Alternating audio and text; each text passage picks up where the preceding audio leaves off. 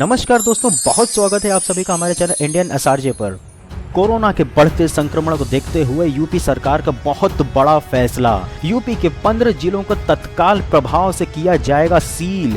किसी को भी बाहर निकलने के लिए नहीं होगी इजाजत। जी हाँ दोस्तों, आपको मैं इस खबर से रिलेटेड पूरी जानकारी दूंगा। दोस्तों उससे पहले एक छोटी सी अपील है कि अगर अभी तक आपने चैनल सब्सक्राइब नहीं किया है तो कर लीजिए, क्योंकि बहुत सारे अपडेट्स आपको आगे मिलने वाले हैं। यूपी के वाराणसी एवं लखनऊ समेत 15 जिलों को किया जाएगा सील और तत्काल प्रभाव से इनके सारे कड़े नियमों को पालन कराया जाएगा। जी हाँ दोस्तों, कोरोना संक्रमण को रोकने के लिए यूपी सरकार ने बहुत बड़ा फैसला लिया है। यूपी सरकार ने यूपी के 15 मुख्य जिलों को लॉकडाउन और भी सख्ती से लागू करने का फैसला लिया है, जिसमें कि लखनऊ, गौतम बुद्ध नगर, कानपुर, आगरा, गाजियाबाद होगा सील। इन इलाकों में पूरी तरीके से होम डिलीवरी ही होगी, ये बताया है यूपी के मुख्य सचिव ने। और आपको डिटेल में बता दूं कि जो लागू होगा ये नियम वो होगा 30 अप्रैल तक, यानी कि इन इलाकों में जो सख्ती से सील किया जाएगा 15 जिलों को, वो 30 अप्रैल तक सील होगा। यानी कि 14 अप्रैल के बाद से कोई ओपन नहीं होगा लॉकडाउन। और इसके अलावा सारे के सारे यूपी के 15 जिलों में अलग से 30 अप्रैल तक के लिए सील कर दिया गया है। और इन इलाकों में किसी को भी बाहर निकलने की कोई आज़ादी नहीं होगी।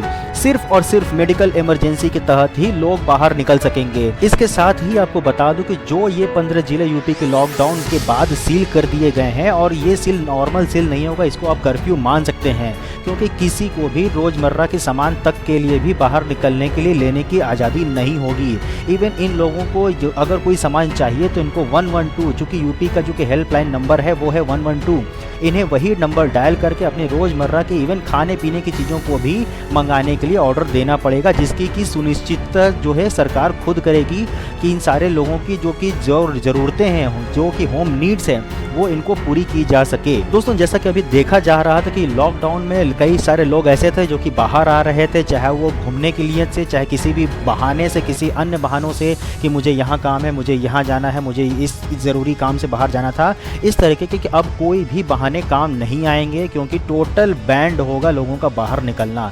और साथ ही कोई भी दुकानें इस तरीके से अब खुलेंगी भी नहीं, क्योंकि सिर्फ और सिर्फ ज़रूरतों का सामान पूरी करने के लिए सरकार ही है, और सरकार के अलावा कोई अन्य जरिया सोर्स नहीं होगा। और इस नियम के बारे में जानकारी दी है यूपी के मुख्य सचिव ने, और बताया है कि इस नियम को तत्काल समय से प्रभावी लागू किया जाएगा।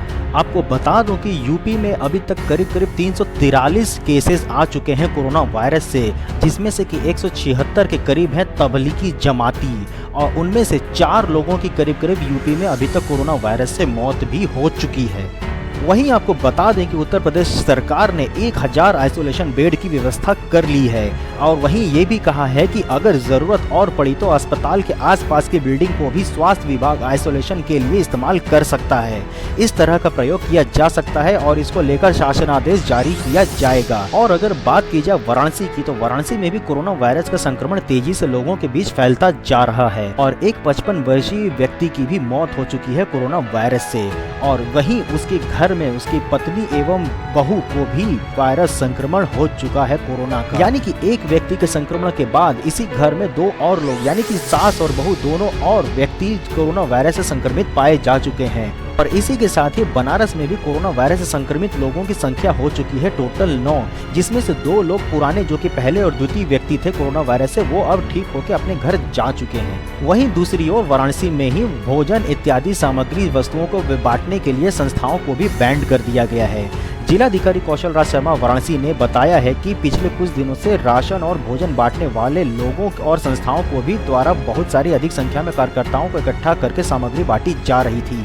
इसके साथ ही सामग्री प्राप्त करने वाले लोगों द्वारा बहुत अधिक भीड़ भी लग रहा था, और इनके वजह से छीना झपटी भी हो रही थी। इसको देखते हुए कानून व्यवस्था भी प्रभावित हो रही थी, और यही निर्णय लिया गया कि दिनांक 8 अप्रैल से कोई भी संस्था या व्यक्ति सीधे कोई भी राशन किट या भोजन पैकेट या कोई भी अन्य सामग्री किसी व्यक्ति को नहीं बांटेगा, ना ही इसके लिए किसी मोहल्ले, गली या सड़क पर जाएगा।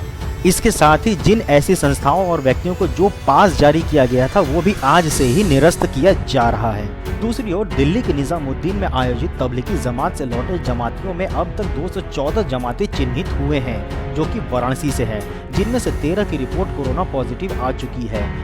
उनके संपर्क में आने वाले 3 लोगों की भी रिपोर्ट पॉजिटिव आ चुकी है। सभी जमातियों को क्वारंटाइन किया गया है और उनका सैंपल जांच को भेजा गया है। अधिकारियों के अनुसार जमातियों को शरणदाताओं की भी सूची बनाई जा रही है। जांच के बाद उन पर भी कार्रवाई की जाएगी।